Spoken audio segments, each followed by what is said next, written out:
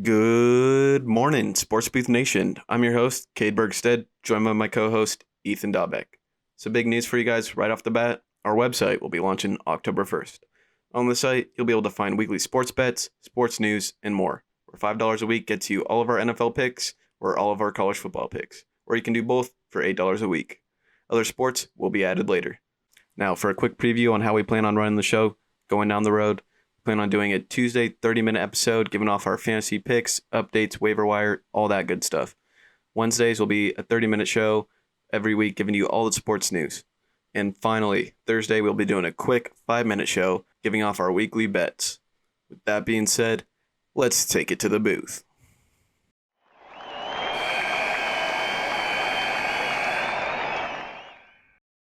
Let's just dive right into it. Today we're going to talk about the AL and NL division races, as well as the wild card races and our predictions for all of those. Let's start in the AL East. Currently, the Tampa Bay Rays are leading the division with a record of 79 and 48. They are 4.5 games above the Yankees, 7.5 games above Boston, and 12 games above Toronto, who is basically out of the division race, in my opinion.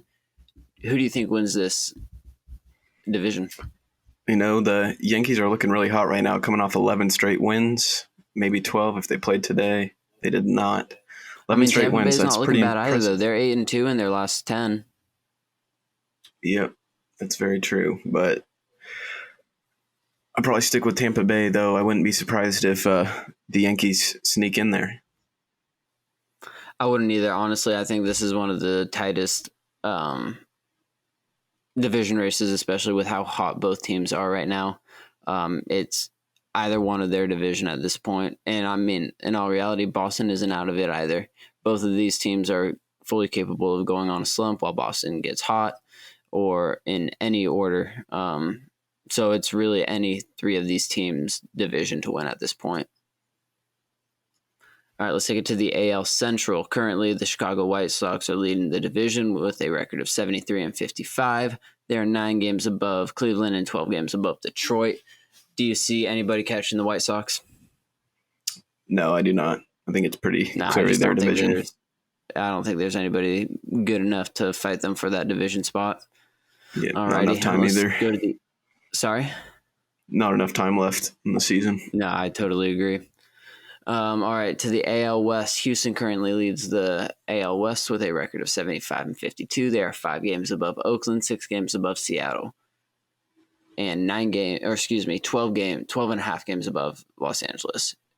Who do you think wins it? I think Houston's going to hang on here. Though I think Seattle and Oakland are going to be battling for that wild card spot. Yeah, Oakland's definitely in a bit of a slump right now. 2-8 their last 10, currently on a 4-game losing streak. They're dropping, and I mean it's helping Seattle if anything, but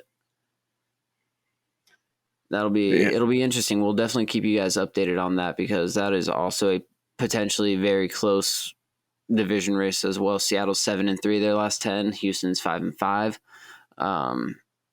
It'll be interesting to see what happens. All right, let's take it over to the National League.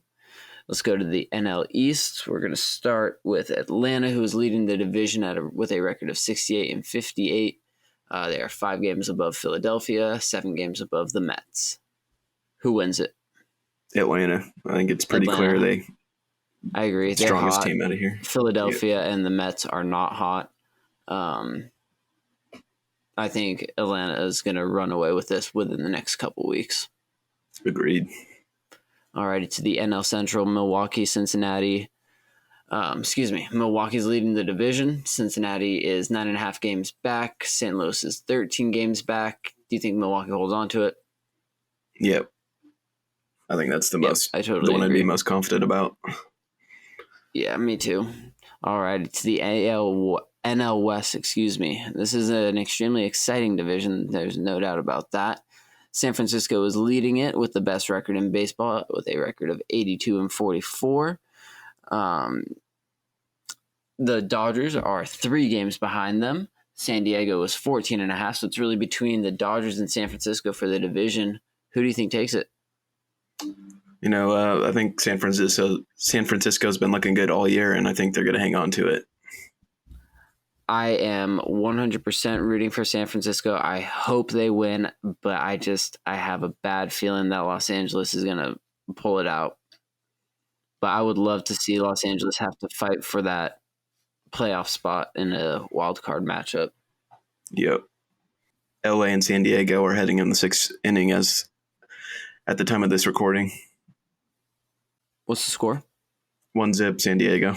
Speaking of wild card, let's move it on over to the wild card. Leading the AL wild card, you've got the New York Yankees. They are 3 games above anybody or behind the second place team, which is Boston. Oakland is a game and a half behind Boston. Seattle is 2.5 games behind Boston. Toronto 4.5, and then it drops off Cleveland 8, Los Angeles 9, Detroit 11. So it's really between the Yankees, Boston, Oakland, Seattle, and Toronto. Who do you think gets it? I think the Yankees will get it for sure. If they don't overtake Tampa there, it'd be one of those two. And that second spot, I think it's really up for grabs at this point. Seattle's been very hot recently, and I'd sure love to see that. It's been a while since Seattle we made is the the playoffs. hottest team out of those 4 teams in contention for that second spot. Boston's 5-5 their last 10. Oakland's 2-8. Seattle's 7-3, and Toronto's 4-6. I think Toronto's slipping away here. But Boston, Oakland, and Seattle, I think that's where the race is it's at. Definitely it's going to be exciting to watch come down the stretch. Alrighty, let's move it on over to the National League now. You've got the Los Angeles Dodgers leading it with a record of 79-47. They are 11 games ahead of the next place team, which is Cincinnati. Directly behind Cincinnati, you've got San Diego, half a game out of that 2 spot. St. Louis, 3.5 games out of that 2 spot. Philadelphia, 5 games out. And the Mets at 7 games out. So I would say it's really only between Cincinnati, San Diego, St. Louis, and Philadelphia. Who do you think gets it? Man, I think a couple weeks ago I'd say San Diego for sure, but they sure have not looked. They have not looked good recently. Not at all. 2-8 their last Cincinnati 10 on a 2-game losing streak right now. I could definitely see Cincinnati sneaking in there. Yeah, they're hot. That's for sure. 6-4 their last 10. Currently on a little 2-game skid, but 6-4 is looking a lot better than 2-8. That's for sure. Agreed. So who do you think takes that second spot? No, I think it is going to be Cincinnati. I think they can do it. I agree completely. Alrighty. So now we've given our predictions for who's going to be making the playoffs. Who do you think wins the World Series? Man, that's a tough one. In the World Series, as of right now, I'd probably have from the NL either Milwaukee or San Francisco going up against, unfortunately, the Yankees. But I don't know. I'd almost take one of those NL teams over the Yankees. I've got San Francisco playing Houston right now. I think that's the way the cards are going to fall, unfortunately. But I will be 100% rooting for San Francisco in that matchup. And I think they would take it. I think San Francisco is a good team this year, and it is an odd year, so they're more than qualified to win it. It is a good pick. Been dominant all season. After the season, you've got your MVP vote. Who do you think takes the MVP? If it's not Shohei Ohtani, I don't know what an MVP is. I think it's clearly Shohei Ohtani, the dual threat. Yeah, I mean, leading the leagues in home runs, like, you can't really argue that. And throwing some gas on the mound, too. He's been pretty much in command all season on the mound. So, yeah, what's his ERA? 3. Yeah. That's insane. For somebody that also hits the ball as well as he does. That's crazy. I would agree. I think Shohei's going to win it. Alrighty, anything else in the baseball world right now before we jump over into the NFL? I think that pretty much sums it up. Though, congrats to Miguel Cabrera for reaching the 500 home run club. Very Yep, that's impressive. big news. Super exciting for him. Congratulations there. Been a big fan of Miggy for a while. Alrighty, over to the NFL now. Starting with some starting position updates. Trevor Lawrence just got confirmed that he was going to get the starting position, as we all kind of assumed was. I never thought that wasn't an option. Trevor Lawrence is the number one prospect coming in since who knows when, Andrew Luck and Peyton Manning.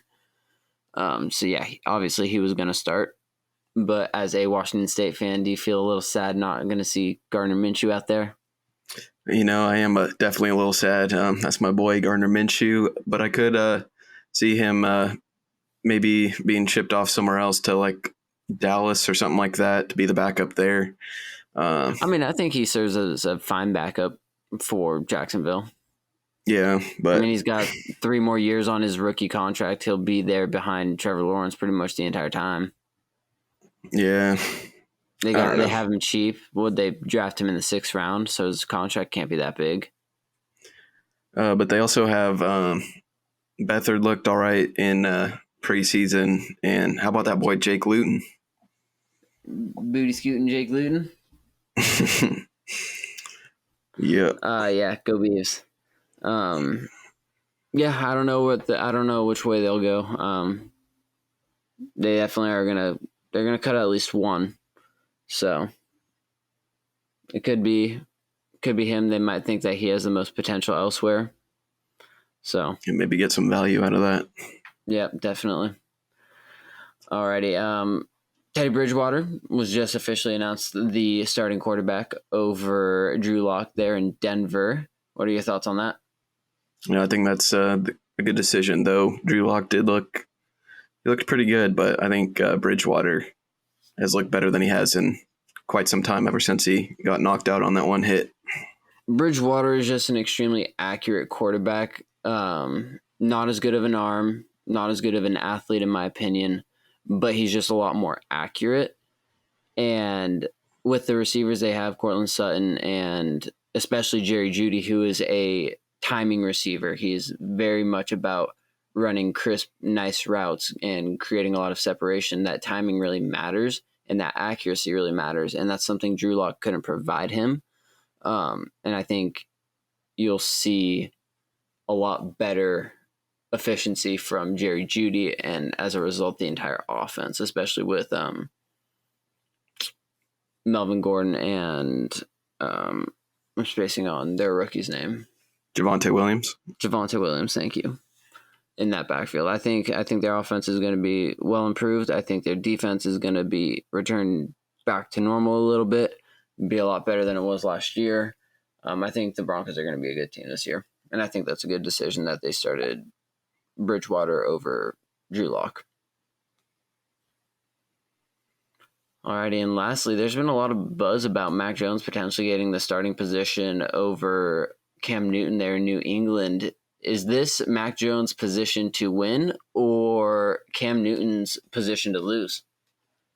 I don't know. I think Cam got a little screwed over. I don't know if you saw, but he had to sit out for 5 days because he left the facilities to go get some tests done elsewhere. Still followed COVID protocols and all that stuff, but apparently he had to sit out 5 days before leaving the facility. So it kind of sounds like someone in the Patriots office messed that up, or that was just their way of trying to get Mac Jones in there sooner. Well, there's still one more preseason game left. So, like I said, do you think this is Mac Jones' position to win or Cam Newton's position to lose? A little bit of both. Yeah. I think it's definitely Mac Jones' position to win, in my opinion.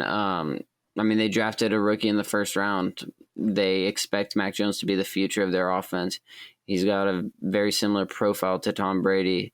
Belichick's probably hoping he can make Mac Jones into the next Tom Brady, which could very well be possible with that great mind behind Belichick teaching and mentoring Mac Jones.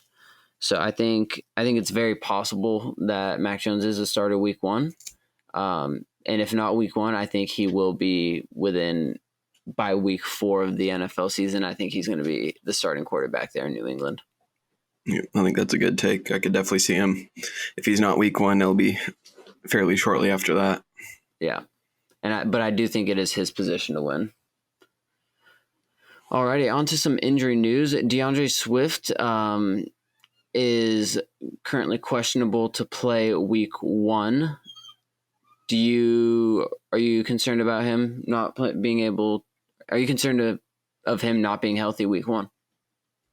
I'm not too concerned about it right now. I do have him on one of my fantasy teams, and I was doing some reading on that. It sounds more like a conditional thing or conditioning thing rather. Just from sitting out from having tight legs, tight muscles in his legs, just not being able to condition with the team and getting his reps in. But if he sits week 1, all right, I got a backup plan for that personally. But I'm not too concerned about it right now. Yeah, I wouldn't be. It's the preseason. Teams can pretty much say whatever they want to as far as injuries go at this point. It's not until the season starts, I think it's a week before the season starts, that they officially have to give an official injury update on all their players and specific injuries. So at that point, if they're still saying he's questionable for week 1, I would start to be concerned. But currently at this state, I would not be too concerned. And I mean, overall, if I were the Lions, I wouldn't rush him back. You have an awful team. You're not going to be contending this year. There's no reason to put your young stud running back in harm's way before he's fully healthy, if he's not healthy by that time. Alrighty. And it has been confirmed Travis Etienne is out for the year with a Liz Frank mid-foot sprain, which means his foot is basically split right down the middle vertically. That would suck massively. Condolences to him. Hope he gets well soon. You never like to see a rookie's season end before it starts. So, yeah, especially that's just one too bad. with a lot of potential like him. Yeah, Exactly. Really, really unfortunate. The Packers placed Devin Funchess on the IR, could be out the entire year. Even more of a reason why it is good that Randall Cobb went back to Green Bay. Do you think this really impacts anything, though? I mean, the Packers already have Devontae Smith, Randall Cobb, Robert Tonyan, and Aaron Jones in the backfield there. That's just Devin Funchess. Do you even think he was going to be that much of an impact ever since Randall Cobb went there? No, not a whole lot. Like you said, Devontae Adams, Valdez-Scantling, Randall Cobb. I think they got enough weapons there that's not going to hurt them too much. Did I say Devontae Williams? You said Devontae Smith. Devontae Smith, excuse me. Yes, Devontae Adams. But yes, Devontae Adams. But yeah, I don't think that's huge news.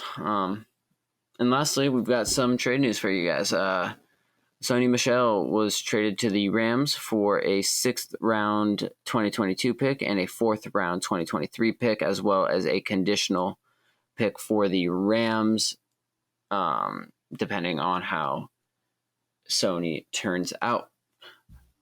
How does this impact the potential of Darrell Henderson? I think he's still going to be their guy, but this could definitely take some reps away as they'll probably use multiple backs in their offense.